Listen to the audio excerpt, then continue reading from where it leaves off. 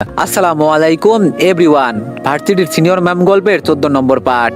আর আজকের পার্টটি দেখার পর যদি তোমাদের খারাপ লাগে আর যদি তোমরা বাজে কমেন্ট করো, তাহলে তোমাদের কাছে আমি একটা প্রশ্ন করে যেতে চাই, তোমরা উত্তর দিয়ে যাবে। তোমাদের জীবনে কি তোমরা যা চাইছো তাই পাইছো? যদি পেয়ে থাকো তাইলেই বাজে কমেন্ট করো। তো চলো বেশি কথা না কইয়া গল্প শুরু করা যাক। যখন আমার ঘুম ভাঙলো তখন দেখি আমার বুকের ওপর মিমি বিনা কাপড়ে আমাকে জড়িয়ে ধরে আছে।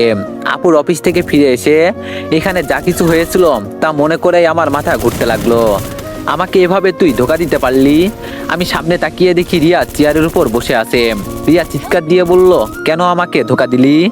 এই মিমির শরীরে যা আছে আমার শরীরে কি তা নাই? আজকে এই বিছানায় বাসর রাত হবার কথা ছিল আমার, আর আজকে তোর বুকে অন্য কেউ শুয়ে আছে। কেন আমার সাথে এমন করলি? আমি আমার পরিবার, টাকা পয়সা সবকিছু ছেড়ে শুধু তোর জন্য এখানে পড়ে আছি, শুধু তোর মুখের দিকে তাকিয়ে এখানে পড়ে আছি। কি ছিল না আমার বল? টাকা পয়সা কি এমন নাই আমার? ইচ্ছে করলে আমিও অন্য কাউকে বিয়ে করতে পারতাম, কিন্তু তোর মুখের দিকে তাকিয়ে করি নাই। আজকে এই মেয়ের সাথে শুয়ে পড়লি। মানুষ বলতো তোর চরিত্র খারাপ, কিন্তু আমি বিশ্বাস করি নাই। আজকে তুই তা প্রমাণ করে দিলি। আমার স্বামীর সাথে অন্য একটা মেয়ে শুয়ে আছে আমার জায়গায়। যদি কেউ তার নিজ চোখে দেখতো তাহলে কি করতো? কিন্তু আমি তা করতে পারি নাই। এই কয়েকদিনে আমি তোরে খুব ভালোবেসে ফেলেছি। আমি জানি তুইও মিমিকে ভালোবাসিস। হয়তো আমি যখন বাসায় থাকি না তখন তুই মিমির সাথে এইসব করিস। আমার জীবনটা নিয়ে কেন এভাবে খেলা করলি? কত স্বপ্ন দেখছিলাম আমি তোরে নিয়ে, আজকে সবকিছু তছনছ করে দিলি। সত্যি কি আমার কপালে সুখ লেখা ছিল না? আমি কি দেখতে শুনতে এতটাই খারাপ যে আমাকে রেখে তুই মিমির সাথে শুয়ে আসোস? ওকে নিয়ে সুখে থাকবি তো ঠিক আছে থাক, আমি না হয় দূরে চলে যাব, আর কখনো আমাকে ফিরে পাবি না, বহু দূরে হারিয়ে যাব আমি বললাম, রিয়া প্লিজ আমার কথাটা তো শোনো। এই সব কিছু মিমি ইচ্ছে করে করেছে, আমার কোনো দোষ নেই। রিয়া বলল, থুতু দিই আমি এমন স্বামীর মুখে? আমাকে কাঁদিয়ে সে যেন আজীবন কান্না করে, এটাই দোয়া করি। আমার মনটা ভেঙে চুরমার হয়ে গেছে। বিশ্বাস করার মতো আর কিছুই রইল না। আজকের পর থেকে আমাকে আর দেখতে পারবি না। হয়তো কোনো গাড়ির নিচে পড়ে আত্মহত্যা করব। রিয়া কান্না করতে করতে রুম থেকে বের হয়ে গেল। একটু সুযোগও দেয় নাই আমাকে ওর সাথে কথা বলার। মিমি অদ্ভুত দৃষ্টিতে আমার দিকে তাকিয়ে আছে, মনে হচ্ছে যেন ও কোনো ভুল করে নাই, সবকিছু আমি করেছি। আমি কান্নামাখা কণ্ঠে বললাম, কেন আমার সাজানো সংসার এভাবে ধ্বংস করে দিলে মিমি? কি দোষ ছিল আমার? কেন এমন করলি বল আমাকে? মিমি বিছানা থেকে উঠে কাপড় পরে আমার উপর চড়ে বসে বলল, বহু শান্ত ছিলাম এতদিন, আমি কষ্টে থাকবো আর তুই শান্তিতে সংসার করবি, এটা তো আমি হতে দিব না। দরকার পড়লে জোর করে তোরে আটকে রেখে তোর সাথে সংসার করব। আর আমি দরজা ভালো করে লাগাই নাই। আমি রিয়াকে মেসেজ করে আসতে বলছি যাতে আমাদের একসাথে দেখে ও চলে যায়। প্ল্যান মোতাবেক তাই হয়েছে। মিমি এই 1 সেকেন্ড দেরি না করে আমার হাত পা বেঁধে বলল, আজ থেকে তুই শুধু আমার। এতদিন কিছু করি নাই, কিন্তু আমার ভালোবাসার মানুষকে আরেকজন কেড়ে নিবে, আমি তো তা কখনোই হতে দিতে পারি না। দরকার পড়লে 12 মাস তুই এই রুমে এভাবে বন্দি থাকবি, তাও তুই শুধু আমার। জোর করে হলেও আমি তোর সাথে সংসার করব। আমি বললাম, কতক্ষণ এভাবে আমাকে আটকে রাখতে পারবে? আমার ভাবতেও কষ্ট হচ্ছে যে তুমি কিনা শেষ পর্যন্ত আমার জীবনটা ধ্বংস করে দিলে। রিয়ার তো কোনো দোষ ছিল না। অনেক্স হচ্ছে সবচেয়ে বিশ্বস্ত বুকমেকার, যা পিএইচডি এবং সিরিয়া অ্যাপের অফিসিয়াল পার্টনার। আর আপনারা তো জানেন ফিফা ওয়ার্ল্ড কাপ শুরু হয়ে গিয়েছে, আর এটাই হতে পারে সবচেয়ে বড় সুযোগ আপনার প্রিয় দলকে সমর্থন করার। এই অ্যাপসে আপনি cricket, football, tennis live match দেখতে এবং তাদের স্কোর ভবিষ্যৎবাণী করে সহজেই অর্থ উপার্জন করতে পারবেন। সেই সাথে BMW গাড়ি, আইফোন, ল্যাপটপ এবং আরো অনেক নগদ পুরস্কার জেতারও সুযোগ রয়েছে। এই অ্যাপটিতে আপনি crash crystal, under and over 21 ইত্যাদি গেম খেলে সহজেই আয় করতে পারবেন। আপনি বিকাশ, নগদ, রকেট, ব্যাংক, ক্রিপ্টো, পেপাল এবং অন্যান্য সহজ পদ্ধতির মাধ্যমে সহজেই আপনার জেতা টাকা তুলতে পারবেন। এখানে আপনি 24 ঘন্টা 7 দিন গ্রাহক সহায়তা পাবেন। তাই এখনই গুগলে অনেক সার্চ করে প্রথম ওয়েবসাইটে গিয়ে রেজিস্ট্রেশন করুন। আর হ্যাঁ, রেজিস্ট্রেশনের সময় আমার প্রোমো কোড VOTO7 ব্যবহার করে প্রথমবার ডিপোজিটে 20,000 টাকা পর্যন্ত পান। মিমি বলল, সব দোষ আমার একার, আমি ইচ্ছে করে এমন করেছি, এখন থেকে তুই শুধু আমার। আমি বললাম, জোর করে কিছুই পাওয়া যায় না মিমি। এতদিন তোমার জন্য আমার মনে একটু হলেও ভালোবাসা ছিল, কিন্তু আজকে যা কিছু করলে এরপর থেকে তোমাকে আর দেখতে মন চাইবে না।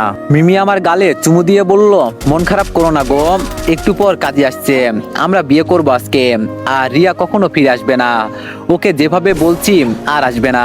রিয়া এইটুকু ভালো করে জানে, ও কলেজে যাওয়ার পর তুই আর আমি মিলে ওইটা করি, কিন্তু ও আজকে দেখছে মানে সবকিছু বিশ্বাস করে নিয়েছে। আমি বললাম, এমন করে লাভ কি তোমার মিমি? এই দেশে একটু শান্তি করতে এসেছিলাম, সবকিছু মুহূর্তের ভিতরে তুমি ধ্বংস করে দিলে। এই ছিল তোমার ভালোবাসা? মিমি বলল, আরে ওইসব চিন্তা ভাবনা বাদ দাও, এখন থেকে আমি শুধু তোমাকে ভালোবাসবো, তুমি আর আমি ছাড়া এখানে কেউ থাকবে না। আমি বললাম, সত্যি মিমি, এখন তুমি অনেক চেঞ্জ হয়ে গেছো, একটু সুখের জন্য আরেকজনের সুখ কেড়ে নিতে চাইছো, তুমি আসলে একটা পাথর দিলওয়ালা মানুষ। মিমি বলল, তোর যা কিছু মনে হয় বলতে পারিস আমাকে, এখন শুধু কবুল বলবি আর আমাকে বিয়ে করবি। আমি বললাম, আমাকে মেরে কেটে যদি 3 টুকরো করে ফেলে দাও তাও আমি কবুল বলবো না, এই মনে শুধু রিয়ার জন্য জায়গা আছে। মিমি আমার বেল্ট হাতে নিয়ে আমার শরীরে আঘাত করতে করতে বলল, কবুল বলবি নাকি মেরে ফেলবো? আমি বললাম, যত পারো মারো, তাও আমি কবুল বলবো না। মিমি আমাকে মারা বন্ধ করে দিয়ে বিছানার একপাশে বসে কান্না করতে করতে বলল, প্লিজ তুই শুধু একটু রাজি হয়ে যা, আমার খুব ইচ্ছে তোর সাথে সংসার করা, প্লিজ রাজি হয়ে যা। আমি বললাম, জোর করে হয়তো আমার দেহ পেয়েছো, কিন্তু মন শুধু একজনের কাছে, সেটা রিয়া। আর তুমি এখন অন্ধ হয়ে গেছো মিমি, আমি ভাবতেও পারি নাই তুমি আমার সাথে এমন কিছু করবে। এখনো সময় আছে, আমাকে ছেড়ে দাও প্লিজ, রিয়া নিজের ক্ষতি করে ফেলবে, প্লিজ ছেড়ে দাও। মিমি বলল, ও মরে গেলে মরে যাবে, তাতে আমার কি, আর ও মরলে আমার পথ চলা আরো সুবিধা হয়ে যাবে। আমি জানি তুই আমাকে বিয়ে করবি, আর কিভাবে বিয়ে করবি তা আমার জানা আছে। আমি বরং কাজে নিয়ে আসি, সেই পর্যন্ত পালানোর চেষ্টা করো সোনা, যদি পালিয়ে কোথাও যেতে পারো। মিমি এই কথা বলে রুম থেকে বের হয়ে চলে গেল। আমি নিজেকে ছাড়ানোর খুব চেষ্টা করছি, কিন্তু পারছি না। শেষে কোনো উপায় না পেয়ে এভাবেই বিছানার উপর মাথা দিয়ে শুয়ে আছি, আধা ঘন্টার মতো এক জায়গায় পড়ে আছি। আঙ্কেল আঙ্কেল, আপনার কি হয়েছে? আপনার হাত পা এভাবে বেঁধে রেখেছে কে? মিমির মেয়েকে দেখে আমার মুখে হাসি ফুটে উঠলো। তার মানে আমি এখন এখান থেকে যেতে পারবো? পিচ্চিকে বললাম চাকুটা আমার কাছে এনে দিতে, ও তাই করলো। রশি কেটে মুক্ত হতেই মিমির ফোন থেকে কল এলো। ভাবলাম যাওয়ার আগে একবার ওকে বলে যাই, আমাকেও কাঁদিয়েছে, আমি এখন ওকে কাঁদাবো, ওর মেয়েকে আমি সাথে নিয়ে যাব, তাহলে কষ্ট কি জিনিস তাও হারে হারে টের পাবে। রিয়াকে আমার থেকে দূরে সরিয়ে দিল। ফোন রিসিভ করতেই ওপাশ থেকে একজন পুরুষ কণ্ঠে বলল, আমি হাসপাতাল থেকে বলছি, এই ফোনের মালিক অ্যাক্সিডেন্ট করেছে, খুব বাজে অবস্থা, আপনি তাড়াতাড়ি হাসপাতালে আসেন। মিমির অ্যাক্সিডেন্টের কথা শুনেই আমি মিমির মেয়েকে কোলে নিয়ে দৌড় দিলাম। হাসপাতালে গিয়ে দেখি 3 জন ডাক্তার মিলে ওর চিকিৎসা করছে। মিমির এই অবস্থা দেখে আমার চোখ থেকে পানি পড়তে লাগলো। একটু আগে কত কিছু বলে গেল আমাকে, আর এখন নিজেই হাসপাতালের বেডে শুয়ে জীবন মৃত্যুর লড়াই করছে। একজন ডাক্তার বের হয়ে বলল, আপনি ওনার কি হন? আমি চোখ বন্ধ করে বললাম, আমি ওর স্বামী। ডাক্তার আমার হাত চেপে ধরে বলল, আমাদের মাফ করে দিবেন, আমরা সবটা দিয়ে চেষ্টা করছি, ওর হাতে আর কিছুক্ষণ সময় আছে হয়তো, যান গিয়ে কথা বলেন, আর আপনার মেয়েকে ভিতরে নিবেন না, ওকে বাইরে রেখে যান, নইলে কান্না করবে। ওনাকে যারা দিয়ে গেছে তারা ভয়ে পালিয়ে গেছে, আমাদের যতটুকু দরকার ছিল তাই করেছি আমরা। ডাক্তারের কথা শুনে আমার হাত পা কাঁপতে লাগলো। যেই মেয়েটা একটু আগে জোর করে আমার সাথে কত কিছু করলো, আজকে তার মৃত্যু হবে, এটা যে আমি মানতে পারছি না। পিচ্চিকে বাইরে বসিয়ে ভিতরে চলে গেলাম। মিমির পুরো শরীরে ব্যান্ডেজ করা, মুখে অক্সিজেন মাস্ক লাগানো। আমি পাশে গিয়ে বসতেই ডাক্তার ইশারা করে বলল, টাইম খুব কম, বাকিটা আল্লাহ ভরসা। ডাক্তার যেতেই মিমি কাপা কাপা হাতে অক্সিজেন মাস্ক খুলে জোরে শ্বাস নিয়ে বলল, তোমার সাথে খুব খারাপ ব্যবহার করেছি বলে আজকে আমার এই অবস্থা। আমি মিমির গালে হাত দিয়ে বললাম, একটুও আমার খারাপ লাগে নাই, শুধু একটু রেগে গিয়েছিলাম। কেন তুমি বাইরে বের হলে? আমার কথা যদি শুনতে তাহলে আজকে আর এমন কিছু হতো না। মিমি বলল, ছাড়ো এইসব, আমার সময় হয়তো খুব কম, তোমার কাছ থেকে একটা কথা আমি লুকিয়ে রেখেছি। মিমি ফোন বের করে একটা ভিডিও প্লে করলো আমার সামনে, যেখানে দেখা যাচ্ছে আমার কোনো হুঁশ না থাকার পরেও মিমি আমার সাথে অন্তরঙ্গ কিছু করছে। ভিডিও তারিখ দেখে আমি আতঙ্কে পড়ে গেছি। এটা তো বিদেশ যাওয়ার আগে যখন রাসেলের সাথে আমার ঝামেলা চলছিল তখনকার কোনো রাতের ভিডিও, কিন্তু আমি কিছু বলতে পারি নাই। মিমি ফোনটা আমার হাত থেকে নিয়ে বলল, আমি জানি আমি এই অপরাধের ক্ষমা পাবো না, আগেও তোমার সাথে যা করেছি আজও তাই করছি, তবে তুমি জানতে চাইছিলে না এই বাচ্চার বাবাকে। আর শোনো, এই বাচ্চার বাবা তুমি নিজেই স্বয়ং, হ্যাঁ আমার বাচ্চার বাবা তুমি, যেটা আমি আজ পর্যন্ত লুকিয়ে রেখেছিলাম তোমার থেকে। বিশ্বাস না হলে ডিএনএ টেস্ট করিও। আজ এইসব বলছি কারণ একটু পর হয়তো আমি মারা যেতে পারি, তবে নিজ ইচ্ছায় তুমি কখনো আমাকে বুকে টেনে নিলে না, আফসোস এই জায়গায়। আমি মিমিকে টান দিয়ে বুকের সাথে জড়িয়ে ধরে বললাম, এই কথাটা তুমি আগে আমাকে বলতে পারতে, আমি তোমাকে বিয়ে করে নিতাম। আজকে আমাকে কাঁদিয়ে কেন শূন্যের মাঝে হারিয়ে যাচ্ছ? তোমার মেয়েকে দেখবে কে? আমি তো আমার নিজের যত্নই নিতে পারি না। মিমি হাত বাড়িয়ে আমার ঠোঁটে হাত দিয়ে বলল, একজন দায়িত্বশীল বাবা তার মেয়ের জন্য সবকিছু করতে পারে, আমি জানি তুমি পারবে। আমি ভালোবাসার যুদ্ধে হেরে গেলাম, মানুষ না বলতো চেষ্টা করলে সবকিছু পাওয়া যায়, তাহলে আমি পেলাম না কেন? আমি তোমার জন্য নিজেকে শতবার মেরেছি, কিন্তু আমি কেন তোমাকে পেলাম না? ওদের বলো এই কথার জবাব দিতে। তোমার জন্য আমি আমার বুক ছেড়ে পর্যন্ত দেখাতে পারবো আমি তোমাকে কতটা ভালোবাসি। খাঁটি ভালোবাসার মূল্য কেন মানুষ দেয় না? মানুষ কেন এত স্বার্থপর হয়? ভালোবাসার মূল্য নেই এই পৃথিবীতে। এই পৃথিবী বড়ই নিষ্ঠুর, আমাকে বাঁচতেই দিল না। তোমাকে খুব করে বলতে ইচ্ছা করছিল, তোমার এক টুকরো সময় আমায় দিও, আমি তোমাকে এক জনম দিব। কিন্তু সেই জনম আমার ভাগ্যে লেখা ছিল না। মৃত্যুই শেষ সাথী হলো আমার। আমি মিমিকে শক্ত করে জড়িয়ে ধরে বললাম, আমি আসলেই খুব খুব বোকা মিমি, আমি ভুল করছি, প্লিজ তুমি ফিরে আসো, আমার ভুল হয়েছে। মিমি আমার চোখের পানি মুছে দিয়ে বলল, তুমি কেন কান্না করবে? তোমাকে এভাবে মানাই না। আমার মেয়েকে একটু ডাকো, শেষবারের মতো ওর সাথে একটু কথা বলি। আর হয়তো কখনো কথা বলতে পারবো না, আমার খুব কষ্ট হচ্ছে। ও তো তোমারও মেয়ে, ওকে মেনে নিও প্লিজ, কোনো কষ্ট দিও না। আমি মিমির কথা শুনে শুধু কান্না করছি। মিমির মেয়ে ভিতরে আসতেই মিমিকে জড়িয়ে ধরে কান্না করতে করতে বলছে, আম্মু তোমার কি হয়েছে? তুমি এভাবে কান্না করছো কেন? মিমি ওর মেয়েকে জড়িয়ে ধরে বলল, কিছু হয় নাই আম্মু আমার, তুমি না তোমার বাবাকে দেখতে চাইছিলে, এই দেখো তোমার বাবা। আমি না থাকলে তোমার বাবাকে দেখে রাখবে তো আম্মু? এই পৃথিবীতে তোমার বাবার কেউ নেই তুমি ছাড়া। আমার কারণে তোমার সৎমা ওনাকে ছেড়ে চলে গেল, খুব নিষ্ঠুর আমি। মিমির কথা শুনেই পিচ্চি আমাকে জড়িয়ে ধরে বলল, তুমি আমার বাবা, আমাকে এতদিন কিছু বলো নাই কেন? খুব খারাপ তুমি। পিচ্চির কপালে চুমু দিয়ে বললাম, বাইরে গিয়ে খেলা করো আম্মু, আমি তোমার আম্মুকে নিয়ে আসছি। আমার কথা মতো পিচ্চি বাইরে চলে গেল। মিমি আমার দিকে তাকিয়ে বলল, ওকে কষ্ট দিও না, আর আমার বাড়িটা একটু দেখাশোনা করবে, ঠিক আছে? এই দিকে আসো। মিমির কাছে মুখ এগিয়ে নিতেই ও আমার মাথা জড়িয়ে ধরে ঠোঁটে লিপকিস করলো। একটু পর হাত আপনা আপনি মাথা থেকে পড়ে গেল, ঠোঁটগুলো আমার ঠোঁটের থেকে আলাদা হয়ে গেল। আমি জোরে একটা চিৎকার দিলাম, মিমি। কিন্তু মিমির কোনো হুঁশ জ্ঞান কিছুই নেই। আমি জোরে ওকে বুকের মাঝে জড়িয়ে ধরে বললাম, আমার জীবনটা এমন কেন মিমি? তুমি চলে গেলে, সাথে রিয়াও চলে গেল, কাকে নিয়ে বাঁচবো এখন আমি? সবকিছু শূন্য হয়ে গেছে আমার। আমি ফোনটা বের করে বহু পুরনো নম্বরে একটা কল দিলাম। একটু পর রুদ্র চলে এলো। রুদ্রের সাহায্যে মিমিকে নিয়ে বাসার দিকে রওনা দিলাম। আমার পিচ্চি মেয়ে শুধু ওর মায়ের জন্য কান্না করছে। বাসার কাছে যেতেই দেখি বাড়ি ভর্তি পুলিশ। রুদ্র আমাকে বলল, বন্ধু তুই বস, দেখি পুলিশ কেন এসেছে। আমি বললাম, লাশ নামা আগে, দাফন সম্পন্ন করতে হবে, পুলিশের সাথে আমি কথা বলছি। গাড়ি থেকে মিমির লাশ নামাতেই সবাই একদম চুপ হয়ে গেছে। পুলিশের পোশাক পরে রাইসা আমার সামনে এসে বলল, আমার আপু কোথায়? আপুকে মেরে কোথায় রাখছেন? আর মিমির লাশ এখানে কেন? ও কিভাবে মারা গেল? কি হচ্ছে এখানে এইসব? রাইসা এ কথা বলতেই আরেকটা গাড়ি এসে আমাদের সামনে থামলো। গাড়ির ভিতর থেকে রিয়ার ভাই নেমে আমার সামনে এসে আমার কলার চেপে ধরে বলল, ভালো করে বল আমার বোনকে কোথায় লুকিয়ে রাখছোস? আমরা তোরে বিশ্বাস করে খুব বড় ভুল করেছি। রাইসা ওর ভাইকে ছাড়িয়ে বলল, ভাইয়া থাম তো, তুই সবসময় মাথা গরম করে কথা বলিস, বিষয়টা আমি দেখছি, তুই আগে বাসায় যা।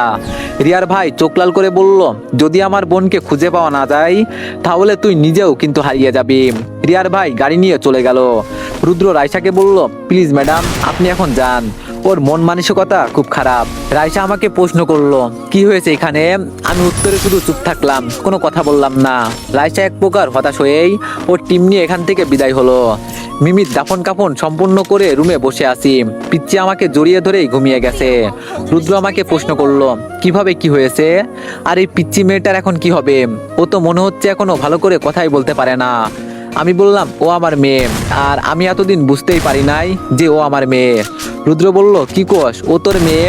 কিন্তু তুই তো রিয়া ম্যাডামকে বিয়ে করছোস, তাহলে এই মেয়ে? আমি বললাম, পরে এক সময় তোরে সবকিছু বলবো। মিমি যাওয়ার আগে আমার মেয়ের নামটা পর্যন্ত বলে গেল না। আমি এমন এক মানুষ যে আমার কারণে দুইটা মেয়ের জীবন নষ্ট হয়েছে, বেঁচে থাকার ইচ্ছা হয় না আমার। আজকে আমার মেয়ের দিকে তাকিয়ে শুধু আমি বেঁচে আছি, নইলে আমিও মিমির সাথেই। রুদ্র বলল, থাক বন্ধু আর কিছু বলিস না, এই নে এটা ধর। আমি বললাম, কি এটা? রুদ্র বলল, আমি তোর জন্য যতটুকু করার দরকার তাই করেছি, জানি তোর অবস্থা খুব খারাপ, তাও বলছি কাল থেকে অফিস যাবি, এটা তো জয়েন লেটার। আমি বললাম, চাকরি করার ইচ্ছা নেই আমার। রুদ্র বলল, ইচ্ছে থাকতে হবে না, আমি তোর মেয়ের জন্য বলছি, বাকিটা তোর ইচ্ছে, আমার এখন যেতে হবে বন্ধু। আমি বললাম, ওকে যা। রুদ্র চলে যাওয়ার পর আমি মনে মনে ভাবলাম, আমি এখন থেকে আমার মেয়েকে রানী বলে ডাকবো। আজ থেকে ওকে আমি নতুন করে জীবন দিব। পিচ্চিকে বিছানায় রেখে গোসল করে নিলাম। রাতে সবাই বসে আছি, তখন রানী আমার ফোনটা নিয়ে বলল, আব্বু আম্মু কোথায় গিয়েছে? আম্মু কি আর আসবে না? রানীকে কোলে নিয়ে বললাম, তোমার আম্মু বেড়াতে গিয়েছে, এই কিছুদিন পর আসবে, চিন্তা করো না। রানী বলল, আমি জানি আম্মু মারা গিয়েছে, কিন্তু তুমি বলো না আমাকে। ভিতরে আসবো কি আমি? দরজার কাছে রাইসাকে দেখে বললাম, আসো। আমি আমার মেয়েকে ফোনটা দিয়ে বললাম, যাও গিয়ে খেলা করো আম্মু, ঠিক আছে? রাইসা আমার পাশে বসে বলল, কি হয়েছিল? আমি বললাম, কপাল খারাপ আমার, বলে আর কি হবে? রাইসা বলল, আরে বলো না কি হয়েছিল, আর আমার আপু কোথায় আছে? আমি রাইসাকে এক এক করে সবকিছু বললাম। সব শুনে রাইসা বলল, বিষয়টা আসলেই খুব দুঃখজনক, আপুকে ফিরিয়ে নিয়ে আসেন। আমি বললাম, আমি জানি না তোমার আপু কোথায় চলে গেছে, কোথায় গিয়ে খুঁজবো আমি, বলো? রাইসা বলল, আমি যদি সন্ধান পাই তাহলে আপনাকে জানাবো, তবে আপনি কাজটা ঠিক করেন নাই দুলা ভাই, আপনার চরিত্র খারাপ আমি বলবো না, আপনি শুধু বুদ্ধির কারণে পরাজিত হয়েছেন। মানুষ দুইটা বিয়ে করতেই পারে, এটা কোনো বিষয় না, আপনিও মিমিকে বিয়ে করে নিতেন, তাহলে তো এত সমস্যা হতো না। আমি বললাম, মিমি আমাকে কোনো কিছু বলে নাই, যদি একটু বলতো তাহলে আমি তোমার বোনের সাথে কথা বলতে পারতাম। রাইসা বলল, আমার আপু খুব রাগী, একবারও যা বলে তাই করে। আমি বললাম, তুমি এখন বলো আমি কি করব? রাইসা বলল, আমার মাথায় এখন কোনো বুদ্ধি নাই দুলা ভাই, তবে আমি যতটুকু সম্ভব চেষ্টা করব আপুকে খুঁজে বের করার, বাকিটা আল্লাহ ভরসা। ওকে দেখে রাখতে পারবেন তো? আমি বললাম, চেষ্টা করব, তোমার বোন থাকলে হয়তো আমার আজকে এতটা কষ্ট হতো না। রাইসা দাঁড়িয়ে বলল, চিন্তা করবেন না দুলা ভাই, সবকিছু ঠিকঠাক হয়ে যাবে। খাইছেন দুলা ভাই? আমি বললাম, কি খাবো, খেতেও মন চাই না। রাইসা বলল, আমি রান্না করে দিয়ে যাব কি? আমি বললাম, না, তার আর দরকার নেই, আমি দোকান থেকে খাবার অর্ডার করিয়ে আনবো। রাইসা আচ্ছা বলে চলে গেল। রাতে রানীকে ঘুম পাড়িয়ে আমিও ঘুমিয়ে গেলাম। খুব ভোরে ঘুম থেকে উঠলাম। আজ থেকে আমার নতুন জীবন শুরু। সকাল সকাল নাস্তা রেডি করে টেবিলে খাবার সাজিয়ে রাখলাম। রানীকে ডাক দিতেই ও বলল, বাবা আর একটু ঘুমাতে দাও না। আমি বললাম, না আম্মু, আর ঘুমালে হবে না, আজকে তোমার বাবা অফিসে যাবে, সাথে তুমিও যাবে, এখন তাড়াতাড়ি ওঠো, দেরি হয়ে যাচ্ছে আমাদের। রানী ঘুম থেকে উঠে বলল, বাবা আমার আম্মু কি আর কখনো ফিরবে না? আমি বললাম, এইসব মনে করে কষ্ট দিও না আম্মু, ঠিক আছে? মৃত মানুষ কখনো ফিরে আসে না। এখন আসো, নাস্তা করে রওনা দিতে হবে। খাবার শেষ করে রেডি হয়ে নিলাম। ভাবছিলাম চাকরি করব না, কিন্তু রানীর জন্য হলেও করতে হবে। আমি আমার সাধ্যমতো রিয়াকে খুঁজে বের করার চেষ্টা করব। রিয়া গেলটা কোথায়? একটু হলেও তো আমার সাথে কথা বলতে পারতো। বাসা থেকে বের হয়ে রিক্সা বসতেই রানী বলল, বাবা আমি আইসক্রিম খাবো। আমি বললাম, পরে কিনে দিই আম্মু, আগে অফিসে যাই। কিছুটা দূরে যেতেই রাসেল রিক্সা থামিয়ে বলল, কি খবর স্যার, ভালো আছেন তো আপনি? আমি হাত জোর করে বললাম, আমি তোর কাছে হার মানলাম, প্লিজ অন্তত এবার আমাকে বাঁচতে দে। রাসেল হাসতে হাসতে বলল, তোর হাত জোর করা দেখে আমার খুব ভালো লাগলো, এতদিন পর মনের ভিতরে একটু শান্তি পেলাম, যা মাফ করে দিলাম। রাসেল রিক্সার সামনে থেকে সরে যেতেই রিক্সা আবার চলতে লাগলো। আর আমি হাসতে হাসতে বললাম, তুই আর সকালে সূর্য দেখতে পারবি না। রানীকে কোলে নিয়ে অফিসের সামনে নামলাম। ঠিক সেই সময়ে আপুর গাড়ি ভিতরে ঢুকলো। মন চাইছে এই অফিস থেকে বের হয়ে চলে যাই, কিন্তু রানীর মুখের দিকে তাকিয়ে গেটের কাছে গেলাম। দারোয়ান জিজ্ঞেস করলো, সেই দিন তো অপমান করার পরে আজকে আবার অফিসে আসলি? আমি হাত থেকে জয়েন্ট লেটার কাগজটা দেখাতেই সিকিউরিটি আমার পথ ছেড়ে দিয়ে বলল, সরি স্যার। আমি গেটের ভিতরে যেতেই দেখি আপু গাড়ি থেকে নেমে দাঁড়িয়ে আছে। রানী বলল, বাবা আমি আম্মুর কাছে যাব। আমি বললাম, আম্মু কান্না করে না, বলছি না কান্না করবে না, আমি তো আছি তোমার পাশে। রানী বলে আমার ঘাড়ের উপর মাথা রেখে শুয়ে পড়লো। আমি অফিসের দিকে যে পা বাড়াবো তখন পিছন থেকে আমার নাম ধরে কেউ একজন ডাক দিল। আমি পিছন ঘুরে তাকিয়ে দেখি দুলাভাই আমার দিকে এগিয়ে আসছে। আমার কাছে এসে বলল, আমার বোনের কি হয়েছে, আর আমার ভাগ্নি তোমার কাছে কেন, ও তোমাকে বাবা বলছে কেন? আমি বললাম, আমার মেয়ে আমাকে বাবা বলবে, এটাই তো স্বাভাবিক, আমি আমার পার্সোনাল বিষয় আপনাকে বলতে রাজি নই স্যার। দুলাভাই আমার হাত ধরে বলল, প্লিজ কি হয়েছে আমার বোনের, বলো আমি শুনতে চাই। আমি বললাম, যে নিজের বোনের খোঁজখবর রাখতে পারে না সে আর কি জানবে, তার বোন বেঁচে আছে নাকি মারা গেছে? রানী আমার মেয়ে ছিল, আর ওকে মিথ্যা অভিযোগ দিয়ে বাড়ি থেকে বের করে দেওয়া হয়েছে। গতকাল সে মারা গেছে, অথচ তাকে দেখতে কেউ পর্যন্ত আসে নাই। কোনো সম্পর্ক নেই আপনাদের সাথে আমার, আমি একা ছিলাম, একাই আছি। মানুষের টাকা হলে যে মানুষ কত পরিবর্তন হয় তা আপনাদের না দেখলে বুঝতে পারতাম না। আমি আর কিছু না বলে চুপচাপ ভিতরে চলে গেলাম। রানী বলল, বাবা আমরা এখানে কি করতে আসছি? আমি বললাম, তুমি আর আমি মিলে কাজ করব, আর আমরা অনেক অনেক টাকা পাবো, সেই টাকা দিয়ে আমরা বাবা মেয়ে একসাথে চকলেট কিনে খাবো। রানী বলল, সত্যি বাবা? আমি বললাম, আম্মু। রুদ্র এগিয়ে এসে বলল, মামা আসলি তাহলে, যাক ভালোই হয়েছে, চল তোরে তোর কেবিন দেখিয়ে দিই। রুদ্র আমাকে বসার জায়গা দেখিয়ে দিয়ে বলল, তোর বাপ আসে আবির ভাই বসবে, উনি এখনো আসে নাই। আর ডান পাশে পরি আপু, ওদের বলবো তোদের সাহায্য করতে। রুদ্র চলে যাওয়ার কিছুক্ষণ পর ওরা চলে আসলো। ওদের সাথে পরিচিত হতেই পরি নামের মেয়েটা আমার মেয়েকে কাছে টেনে নিয়ে বলল, আম্মু তোমার নাম কি? রানী বলল, আমার বাবা বলছে অচেনা কারোর সাথে যেন আমি কথা না বলি, আপনার সাথে কথা বললে বাবা আমাকে বকা দিবে। পরি আমার দিকে তাকিয়ে বলল, তা মিস্টার সত্যি কি বকা দিবেন? বলতে হবে আপনার মেয়ে আপনার মতোই কিউট, ওর মা নিশ্চয়ই। রানী বলল, আমার আম্মু মারা গেছেন। পরি বলল, সরি আম্মু। আবির বলল, তা দীপু সাহেব মন খারাপ নাকি? আমি বললাম, না ভাই মন খারাপ না, তবে একটু খারাপ লাগছে। আবির বলল, প্রথম তো এজন্য খারাপ লাগছে, কয়দিন থাকেন ভালো লাগবে। আজকে লাঞ্চ পর্যন্ত থেকে বাসায় চলে গেলাম। রানী ঘুমাতেই বাসা থেকে বের হলাম। পিছনে ছোট্ট একটা চাইনিজ কুড়াল আছে। আজকে যা কিছু হবে তা রাসেল হাড়ে হাড়ে টের পাবে। মানুষ আমাকে খারাপ বানিয়েছে, আর এখন আমি তাই হয়ে গেছি। রাসেলের বাসার সামনে গিয়ে কলিং বেল বাজাতেই রাসেল দরজা খুলে দিল। দরজা খোলার সাথে সাথে রাসেলের বুক বরাবর জোরে একটা কোপ বসিয়ে দিলাম। রাসেল নিচে পড়ে জোরে একটা চিৎকার দিয়ে বলল, এটা তুই কি করলি? আমি দরজা লাগিয়ে বললাম, জীবন থেকে সবকিছু হারিয়ে গেছে, এবার ভাবলাম সবকিছুর ইতি টানা দরকার, আর কত খেলা করব তোর সাথে। রাসেলের চিৎকার শুনে রাসেলের বউ নিচে নেমে বলল, প্লিজ আমার স্বামীকে মারবেন না, ওকে ছেড়ে দেন। আমি শরীর থেকে শার্ট খুলে বললাম, আজকে দেখবি তুই কষ্ট কি জিনিস, তোর সামনে তোর বউকে ধর্ষণ করব। আমি এতটাও খারাপ ছিলাম না, কিন্তু তুই আমাকে খারাপ বানিয়ে দিলি। রাসেলের বউ পিস্তল হাতে নিয়ে বলল, সাবধান, আমার কাছে আসবি না, আসলে কিন্তু গুলি করব। আমি রাসেলের বউয়ের চুলের মুঠি ধরে বললাম, তোর স্বামীর কারণে তোর সাথে বাজে কিছু করব। রাসেল বলল, প্লিজ ছেড়ে দে ওকে, আমার ভুল হয়ে গেছে, আর উল্টাপাল্টা কিছু করব না, তোর কাছে হাত জোর করে অনুরোধ করে বলছি। আমি সরাসরি রাসেলের বউয়ের বুকে গুলি করে দিলাম। সব করে রাসেলের বউ নিচে পড়ে গেল। আমি হাসতে হাসতে বললাম, তোরে যদি আগে মেরে ফেলতাম তাহলে আজকে আমার এই অবস্থা হতো না, শান্তিতে আমি সংসার করতে পারতাম। রাসেল বলল, আমাকে মেরে ফেলবি তো ঠিক আছে, তবে শোন একটা কথা বলে যাই, আমার বাবা আর আমার বোন তোরে ছাড়বে না, এই কথাটা মনে রাখিস, ওরা তোরে ছাড়বে না। আমি ঠাস ঠাস করে 2টা গুলি করে দিলাম রাসেলের বুকে। ফোনটা বের করে স্যারকে কল দিলাম। স্যার ফোন রিসিভ করে বলল, বলো। আমি বললাম, স্যার রাসেলকে তো গুলি করে মেরে ফেলেছি, সাথে ওর বউকে। স্যার বলল, মারতে গেলে কেন আবার? আমি বললাম, পালিয়ে চলে যাচ্ছিল তো, কি করব স্যার বলেন। স্যার বলল, আচ্ছা এখন তুমি বাসায় যাও, বাকিটা আমি দেখতেছি। আমি চুপচাপ দরজা খুলে বাসার ভিতর থেকে বের হয়ে গেলাম। রানীকে বাসায় রেখে আসছিলাম, ও কি ঘুম থেকে উঠে গেল নাকি আবার। তাড়াতাড়ি বাসায় গেলাম, দরজা খুলে। তো এভরিওয়ান, আজকের পার্টটি একটু ছোট হয়ে গেল, তার জন্য আমি দুঃখিত। কালকে তোমাদের জন্য বড় একটি পার্ট আনবো। তো সবাই একটু বেশি বেশি লাইক আর একটা করে কমেন্ট করে দিও। ধন্যবাদ।